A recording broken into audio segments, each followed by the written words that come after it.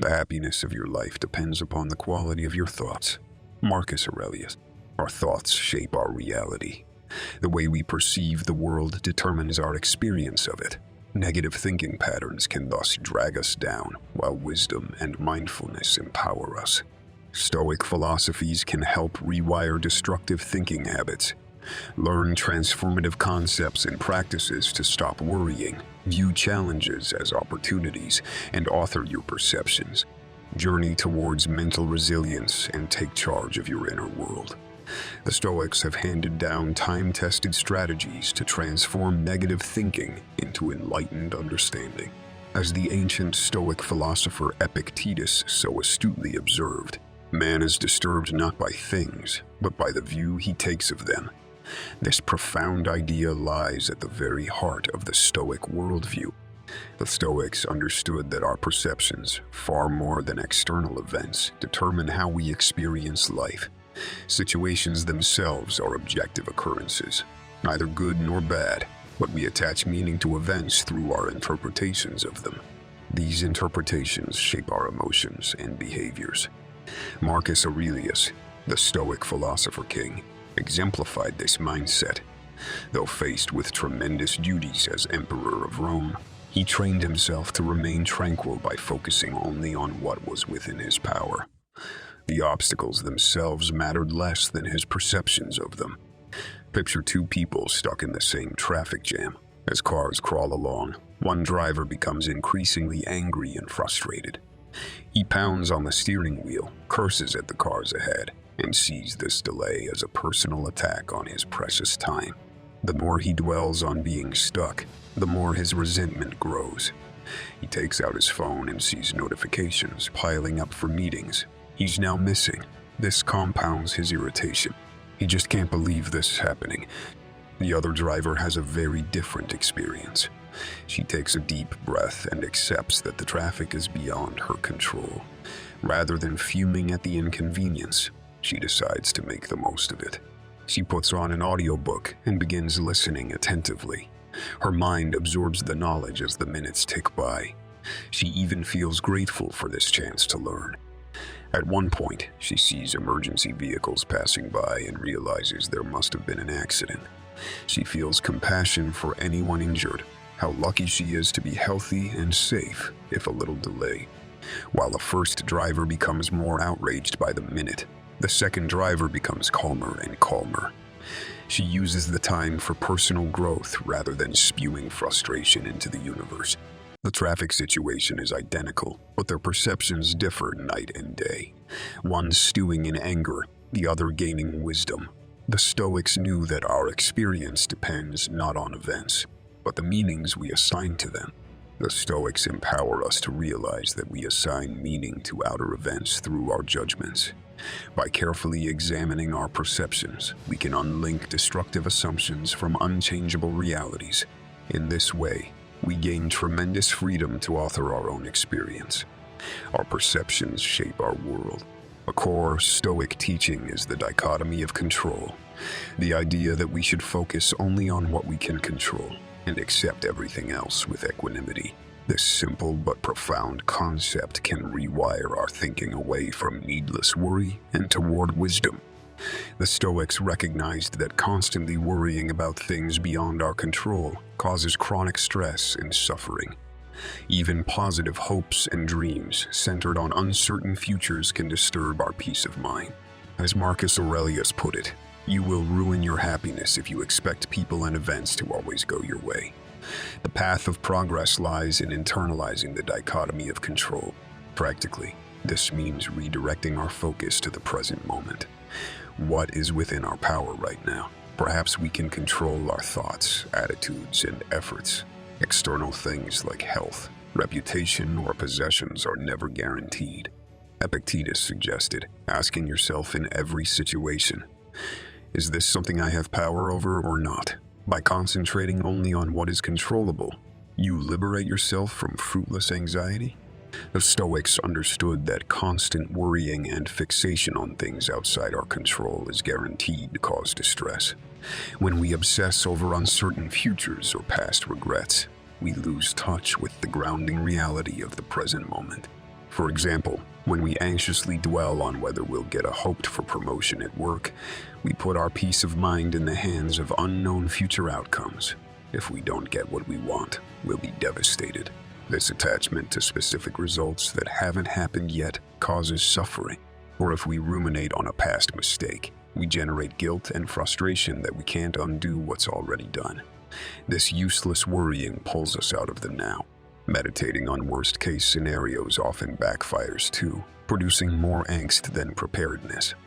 We turtle up in fear rather than making the best of the present. None of this mental time traveling grants us any control.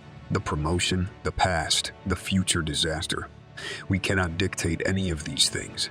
Stoicism centers us in the moment, where our thoughts and actions are in our power.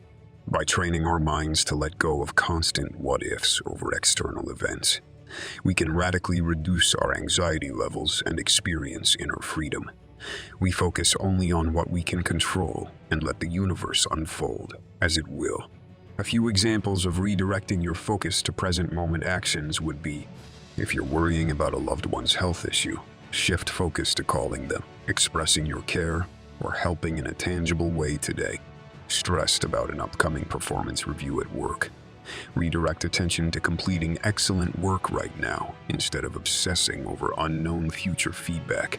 Feeling overwhelmed by all you have to do today, break tasks down into bite-sized steps you can take immediately, one after another in mindful presence. The present moment is our point of access to the world. By redirecting our minds again and again into mindful awareness of the now, we can release attachment to uncertainties beyond our control. Our power lies in this moment. Sometimes, exercises like negative visualization, imagining losing what you value, can reinforce this mindset. Realizing that nothing lasts forever keeps us appreciative of the present. The dichotomy of control also builds acceptance of others' choices, over which we have no authority. Letting go of controlling tendencies creates serenity. Here are some suggestions for practices like negative visualization to train focus on what we control. Visualize losing your home, possessions, reputation. How would you move forward? This shrinks attachment to externals. Imagine a joyful event not happening. How can you find peace anyway? This reduces clinging to hoped-for futures. Picture people rejecting or criticizing you. How can you stay confident in your worth? This builds resilience. If you envision worst-case scenarios, what rational steps can you take to prepare? This transforms worry into action. By using negative visualization to imagine losses and reversals, we train our minds to stay focused on what we can control, our perceptions, principles, and purposeful action in the face of whatever happens. We extract wisdom rather than being paralyzed by fear. The Stoics find freedom in focusing not on obtaining desired outcomes, but on living virtuously in the here and now. What is in our control today that can guide us on the path of wisdom? The Stoics realized that much of our suffering comes from our ego-driven perspectives. When we view events through the lens of how they affect us personally, we tend to get lost in emotional reactions like frustration, offense, or vanity. By adopting an observer mindset, we can separate our ego from our perceptions and see things more objectively. This involves mentally stepping back from situations to take a bird's-eye view without getting immersed in subjective feelings. Marcus Aurelius exemplified this attitude as emperor.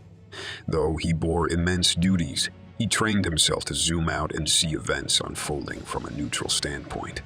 He knew his problems were not personal, but part of the human experience.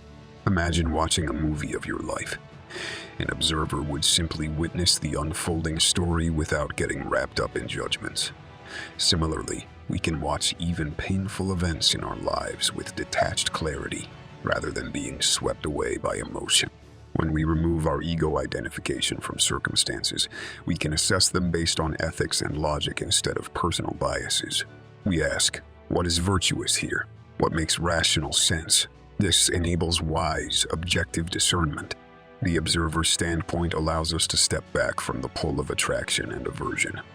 We let go of resisting reality Events become not personalized ups and downs, but passing phenomena upon which we can gain wisdom.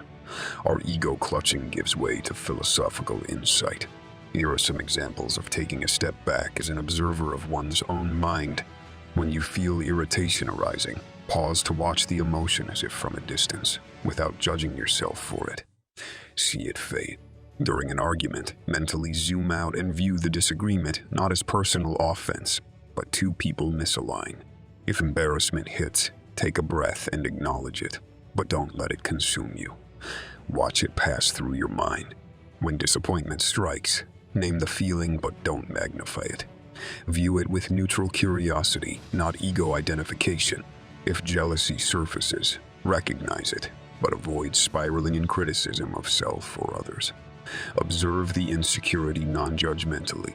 When frustration bubbles up, pause before reacting. Witness the feeling arise and ebb without blaming. If a painful memory resurfaces, picture it as a scene in a movie. See it fade without clinging to old wounds. When anxiety clutters your mind, visualize it as clouds passing by. Don't cling to fears, let them drift on. Stepping back as an observer doesn't suppress emotions, but helps prevent attachment and over-identification with passing mental states. We witness thoughts and feelings with wise mindfulness, allowing space between our sense of self and inner experiences. This grants clarity. A key insight the Stoics offer is that we can transform adversity into opportunity by embracing amor fati, loving our fate. This profound mindset shift empowers us to stop seeing life's challenges as obstacles and instead view them as chances for growth. The Stoics saw the uncontrolled events that befall us, illness, loss, rejection, accidents, injustice, not as marks against fate, but meaningful experiences to engage with wisdom. By loving our fate, we turn misfortune into virtue. Rather than resist or resent life's difficulties, we accept them, even embrace them, as natural parts of the human journey meant to shape us. Each contains a lesson if we approach it with openness rather than avoidance. Our struggles make us stronger, wiser, and more resilient. Amor fati is saying yes to our experiences instead of judging them. It's realizing that the unfolding of each moment, even the painful ones, contributes to our development. By loving our fate, we find opportunity blooming in the hard soil of adversity. This mindset shift lets us transform every challenge into a chance for growth. The Stoics saw adversity, challenges, and impediments as opportunities to strengthen virtues like courage, justice, temperance, and wisdom. Rather than seeing misfortunes as problems, they reframed them as chances to practice ideals.